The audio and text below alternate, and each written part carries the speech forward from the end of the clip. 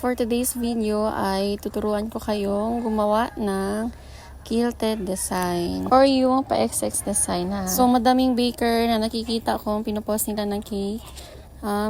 May mga quilted designs kaya lang hindi talaga nila kuha yung actual size niya or paano talaga yung proper na paggawa sa kanya. So kailangan lang natin ngayon ay tali. Yan, pinaka-basic. Tali lang para ma-adjust natin kung gaano kalayo and kung paano nyo gustong kalaki or ka-wide din yung cake. And of course, tweezer para saan hahawak yung tali. Para pati nyo siyang ma-adjust. So, mapi-feeling expert tayo today.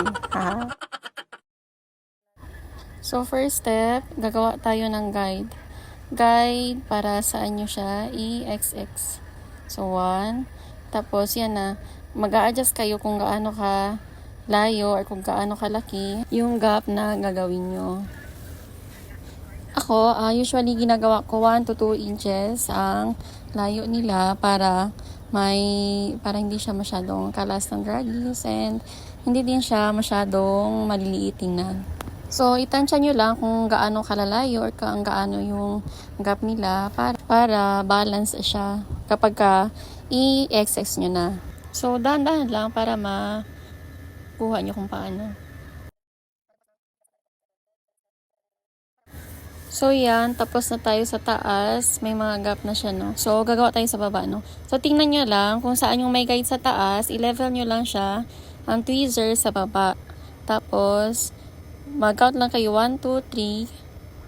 Tapos, idikit nyo lang. So, yun, may guide na kayo. So, pa-slanting siya dapat. 1, 2, 3. Ganon.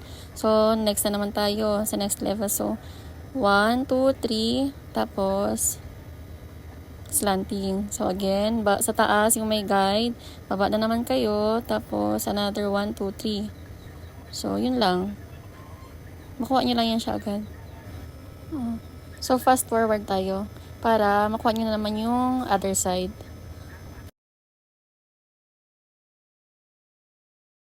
So, dapat malinis din yung tweezer, yung tali, para kapag idikit nyo siya sa cake, hindi sasama yung ibang icing. Para yung excess niya is malinis pa rin tingnan. Yan, same process pa rin, pero sa other side na, right side na siya. So, 1, 2, 3, dikit. Tapos, 1, 2, 3, dikit. 1, 2, 3, dikit. Hanggang sa masanay kayo. Masabuti, practice nyo siya.